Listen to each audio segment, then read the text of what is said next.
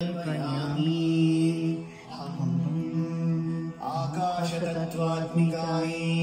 पुष्पं परिकल्पयामि वायुतत्त्वात्मिकायै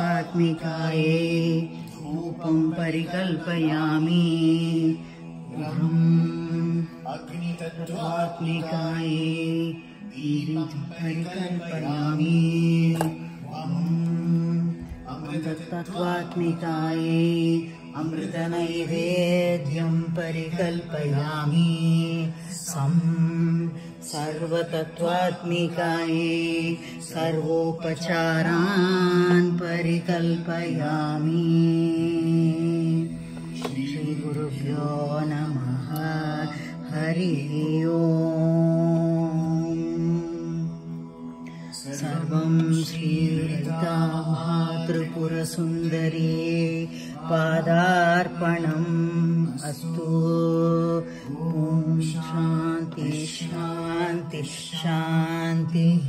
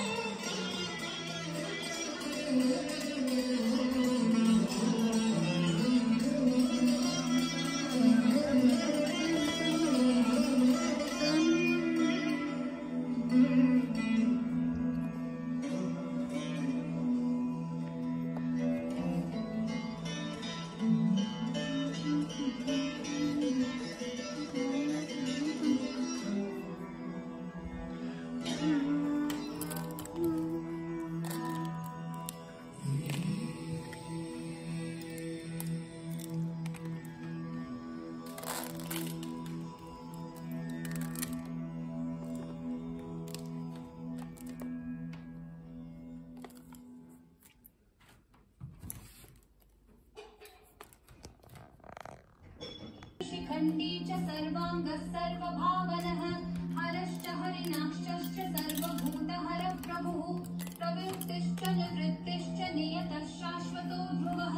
श्मशानवासी भगवान् भजरोगोचरोर्दनः अभिवाद्यो महाकर्मा तपस्वी भूतभावनः उन्मत्तवेषप्रच्छन्नः सर्वलोकप्रजापतिः महारूपो महाकायो वृषरूपो महायशाः महात्मा सर्वभूतात्मा विश्वरूपो महाहनुः लोकपालोऽन्तर्हितात्मा प्रसादो हयगर्भभिः पवित्रं च महांश्चैव नियमो नियमाश्रितः सर्वकर्मा स्वयंभूत आदिरादिकरो निधिः सहस्राक्षो विशालाक्षः सोमो नक्षत्रसाधकः चन्द्रः सूर्यः शनिः केतुर्ग्रहो ग्रहपतिर्वरः अत्रिरत्र्या नमस्कर्ता मृगबाणार्पणो नघः महातपा घोरतपा अदीनो दीनसाधकः संवत्सरकरो मन्त्रः प्रमाणं परमन्तपः योगी युज्यो महाबीजो महारेता महाबलः सुवर्णरेता सर्वज्ञः सुबीजो बीजवाहनः दशबाहुस्त्वनिमिषो नीलकण्ठ उमापतिः विश्वरूपः स्वयं श्रेष्ठो बलवीरो बलो गणः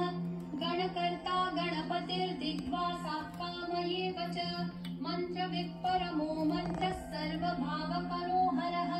कमण्डलुधरो धन्वी बाणहस्तः कपालवान् अशनीशतग्नी खड्गी पट्टिशी चायुधी महान् स्रुवहस्तः सुरूपश्च तेजस्तेजस्करो निधिः उष्णीषी च सुवक्त्रश्च उदग्रो विनतस्तथा दीर्घश्च हरिकेशश्च सुतीर्थकृष्ण एव च शृगालरूपः सिद्धार्थो मुण्डः सर्वशुभङ्करः अजश्च बहुरूपश्च गन्धधारी कपर्द्यपि ऊर्ध्वरेता ऊर्ध्वलिङ्ग ऊर्ध्वशायी नभस्थलः त्रिजटी क्षीरवासाश्च रुद्रसेनापतिर्विभुः अहश्चरो नक्तञ्चलस्तिग्ममन्युः सुवर्चसः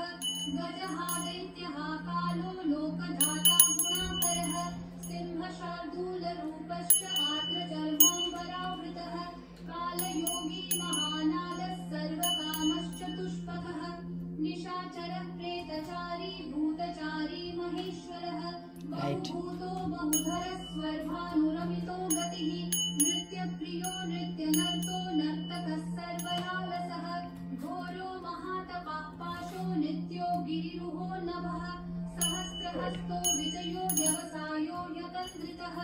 अधर्षणो दर्शनात्मा यज्ञ आकामनाशकः दक्षयागापहारी च सुसहो मध्यमस्तथा तेजोपहारी बलः मुदितोऽर्थोजितो बलः गम्भीरघोषो गम्भीरो गम्भीरबलवाहनः न्यग्रोधरूप विष्णुप्रसादितो यज्ञः समुद्रो वडवामुखः हुताशयः उग्रतेजा महातेजा जयो विजयकालवित् श्रीजटीज्वाली मूर्तियो मूर्धगो बली वेणवीपणवीकाली हरिकालकटङ्कटः नक्षत्रविग्रहातिर्गुणबुद्धिर्लयोगमः प्रजापतिर्विश्वबाहुर्विभागः सर्वभौमो हिरण्यकवचोद्भवः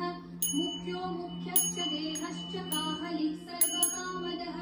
सर्वकालप्रसादश्च सुबलो बलरूपदेह्यवशः खगः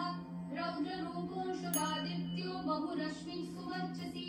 वसुवेगो महावेगो मनोवेगो निशाचरः सर्ववासी श्रियावासी उपदेशकरोकरः मुनिरात्मनिरालोकः सम्भग्नश्च सहस्रदः पक्षी च पक्षरूपश्च अतिदीप्तो विशाम्पतिः उन्मादो मदनः कामो ह्यश्वत्थोऽर्थकरो यशः वामदेवश्च वामश्च प्रातक्षिणश्च वामनः सिद्धयोगी महर्षिश्च सिद्धार्थः सिद्धसाधकः भिक्षुश्च भिक्षुरूपश्च विपणो ऋतुरव्ययः महासेनो विशाखश्च षष्टिभागो गवांपतिः वज्रहस्तश्च विष्कम्भी चमूस्तम्भनयेव च वृत्तावृत्तकरस्तालो मधुर्मत्सलोचनः वाचस्पत्यो वाजसनो नित्यमाश्रमपूजितः ब्रह्मचारी लोकचारी सर्वचारी विचारवित् ईशान ईश्वरः कालो निशाचारी पिनाकवान् निमित्तस्थो निमित्तञ्च नन्दिर्नन्दिकरो हरिः नन्दीश्वरश्च नन्दी च नन्दनो नन्दिवर्धनः भगहारी निहन्ता च कालो ब्रह्मा पितामहः चतुर्मुखो महालिङ्गश्चारुलिङ्गस्तथैव च